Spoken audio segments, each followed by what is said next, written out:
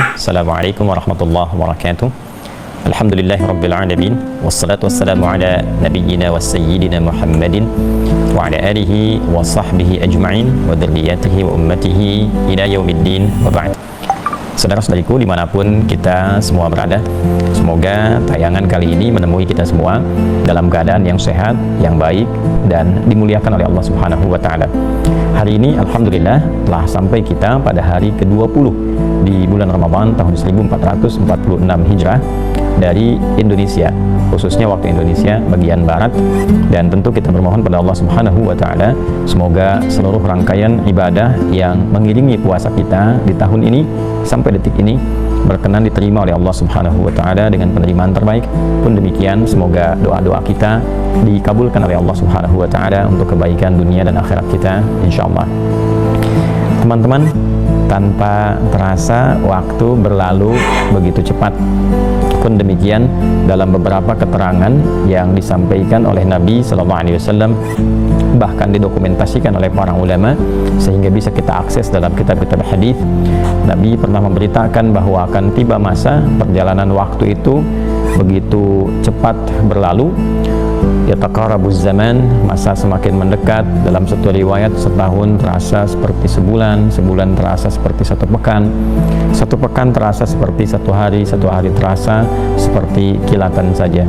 Ini rasanya baru kemarin kita memulai Ramadan, sekarang sudah masuk hari ke-20 dan mengantarkan kita pada 10 terakhir di bulan Ramadan. Dalam pembahasan di episode-episode terdahulu kita pernah membahas tentang keutamaan awal Ramadan, kemudian amalan memasuki pertengahan Ramadan, dan kini kita akan mencoba mempelajari amalan-amalan dan keistimewaan-keistimewaan terkait dengan 10 akhir Ramadan yang diantarkan di hari ini. Insya Allah akan dimulai pada malam nanti selanjutnya sampai Ramadan selesai dan tuntas kita menunaikan ibadah di Ramadan tahun ini. Untuk itu langsung saja kita akan menuju pada referensi utama di kajian ini, yaitu kitab Sahih Al-Bukhari, dan juga nanti kita akan isi dengan keterangan di kitab-kitab hadis yang lain, terutama di Sahih Muslim, sehingga dua kitab Sahih bisa beriring sejalan dalam pembahasan kita insyaallah. Apa saja keistimewaan di 10 terakhir Ramadan, bagaimana Nabi SAW bukan hanya memberikan penjelasan tapi juga langsung memberikan contoh praktikal kepada kita yang kelak semua itu didokumentasikan dan diberitakan oleh lingkaran terdekat di kalangan keluarga beliau, terutama istri-istri beliau yang mulia Ummahatul Mukminin radhiyallahu taala anha wa anhunna jami'an. Bismillahirrahmanirrahim. Teman-teman, kita ke subtopik di nomor 5 dari topik nomor ke-32 di Sahih Al-Bukhari. Pernah saya sampaikan di kitab Sahih Al-Bukhari itu disusun oleh Al-Imam Al-Bukhari dengan susunan tematik yang terkait dengan panduan kehidupan kita dan diacukan kepada aktivitas kehidupan Nabi SAW.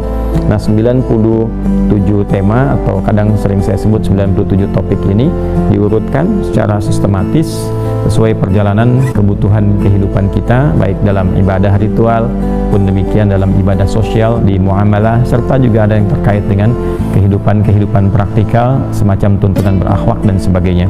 Nah, ini kita temukan di topik nomor ke-32 kitab Fadli Lailatul Qadar, ya, topik pembahasan tentang keutamaan malam Al-Qadar. Subtopiknya masuk subtopik yang ke-5 di halaman 297 di kitab kami, Babul Amali fil Ashr al-Awakhir min Ramadan.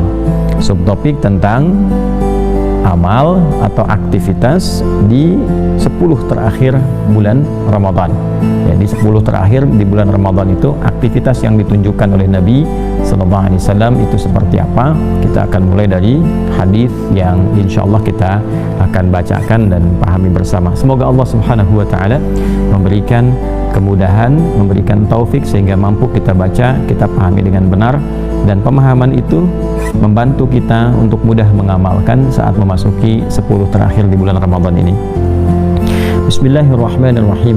Qala al-Imam al-Bukhari rahimahullahu ta'ala, Qala al-Imam al-Bukhari rahimahullahu taala, ini penting untuk disampaikan supaya kita tidak langsung mengatakan haddatsana. Dalam ilmu hadis itu kita harus sampaikan dulu ke rawi terakhir yang kita terima, baru kemudian kita teruskan. Babul amali fil ashril awakhir min Ramadan. Subtopik tentang aktivitas di 10 terakhir bulan Ramadan. Qala haddatsana Ali bin Abdullah. Imam Al-Bukhari menerima dari sosok bernama Ali bin Abdullah riwayat ini. Haddatsana Sufyan, kemudian Ali bin Abdullah menerima riwayat ini dari Sufyan. An Abi Ya'fur, Sufyan menerima dari Abi Ya'fur. An Abi Dhuha, Abi Ya'fur menerima dari Abi Dhuha. An Masruqin, beliau menerima dari Masruq. An Sayyidati Aisyah radhiyallahu taala anha. Ya, saya di sini masukkan kata Sayyidah sebagai penghormatan dari Sayyidah Aisyah, semoga Allah meridhai kepada beliau. Nah, ini penting teman-teman, dua hal saya tegaskan kembali, bahwa di dalam Islam seluruh panduan untuk beribadah, beragama pada umumnya itu tidak boleh dikarang. Tidak boleh dikarang oleh setiap personal muslim. Tidak ada celah untuk kreativitas di sini untuk menjaga orisinalitas keislaman, validitas ajaran Islam yang menunjukkan Islam itu benar, ya kan? Yang menjaga nilai-nilai keislaman, tahu dari mana ini nabinya mengajarkan, tahu dari mana nabi menerima dari petunjuk Allah Subhanahu wa taala. Itulah pentingnya sanad, transmisi periwayatan. Si fulan diterima dari siapa, dari siapa, dari siapa, sampai ke sosok penutur dan pemberi contoh awalnya, yaitu Nabi Muhammad SAW. Ini keunggulan dalam Islam yang tidak ditemukan ya dalam referensi-referensi, bahkan mungkin di keyakinan lain bisa kita komparasikan. Ada nggak kita temukan jalur yang demikian? Kok ibadahnya bisa begitu, ya kan? Dari mana taunya kalau mau sholat misalnya tangan diangkat dalam bertakbir misal, ya kan? Kemudian panduan 10 hari terakhir tahu dari mana? Ya, apa ada orang yang mengarang, apa ada orang yang coba membuat panduan sendiri, atau ini benar-benar petunjuk Nabi? Maka keunggulan di Islam itu bisa dilacak sampai ke setiap masanya, dan setiap orang ini itu bisa kita lacak biografinya juga. Bahkan banyak ulama sudah menulis buku tentang biografi mereka, orang-orang ini, sampai ke karakteristiknya. Ya, sampai ke karakteristiknya kita temukan misalnya kitab ada Jarh wa Ta'dil, Mizanul I'tidal, ya, menerangkan tentang karakteristik para periwayat-periwayat demikian.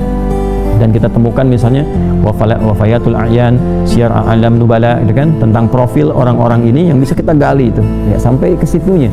Dan saking luar biasanya para ulama kita memberikan satu penjelasan, keterangan yang sangat presisi. Nah, ini satu. Yang kedua, hadis-hadis tentang aktivitas utama Nabi SAW di 10 akhir Ramadan itu banyak sekali diriwayatkan oleh kalangan terdekat dari beliau di satu keluarganya, terutama Sayyidah Aisyah radhiyallahu taala anha. Jadi nanti banyak sekali hadis tentang aktivitas 10 hari terakhir Nabi SAW, bahkan tentang doanya apa, pencarian malam Al-Qadar, tentang itikaf, ya, itu banyak sekali yang diriwayatkan oleh Sayyidah Aisyah radhiyallahu taala anha. Ini menunjukkan bahwa hikmah dipilihkannya oleh Allah Subhanahu wa taala Sayyidah Aisyah untuk dinikahi oleh Nabi sallallahu alaihi wasallam, ya, itu bukan kepentingan seksualitas ataupun kepentingan biologis, ya, tapi ada sesuatu yang sangat indah di balik itu, yaitu untuk mendokumentasikan seluruh kegiatan Nabi yang sifatnya sangat terbatas aksesnya, ya, yang sifatnya sangat khusus berada di lingkungan keluarga dekatnya. Ya, oleh karena itu Sayyidah Aisyah yang memang memiliki tipikal yang sangat aktif dalam hal keilmuan, senang belajar, yang kelak juga beliau akan mengajar, itu kan, ibadahnya sangat luar biasa. Dan dari situlah kita mendapatkan keutamaan bahwa yang pertama, perempuan di dalam Islam itu begitu dimuliakan, selalu terbuka peluang untuk belajar, terbuka peluang untuk memperdalam pengetahuan.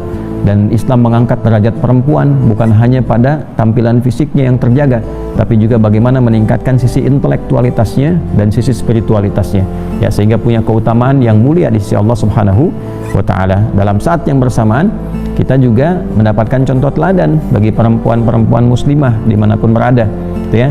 Nah, cobalah keluarkan sosok-sosok teladan ini, bagaimana tampil anggun dalam kehidupan yang diberkahi oleh Allah Subhanahu wa taala. Maka keluarkan perjalanan istri-istri Nabi sallallahu alaihi wasallam, terutama Sayyidah Aisyah ini, karena ada ribuan hadis juga yang diriwayatkan oleh beliau dalam perjalanan kehidupannya. dan juga beliau pakar di bidang kedokteran yang kelak juga akan memberikan pengajaran dan fatwa di lingkup kehidupan para sahabat sepeninggal Nabi Sallallahu Alaihi Wasallam. Baik, ini yang penting untuk saya sampaikan dulu supaya mengerti bahwa aktivitas ini karena aktivitas terbatas, ya, aktivitas khusus, maka di antara hikmahnya Nabi oleh Allah Subhanahu wa taala diberikan perintah untuk menikahi istri-istri tertentu, ya, untuk mendokumentasikan kegiatan khususnya Nabi sehingga bisa kita akses sampai dengan saat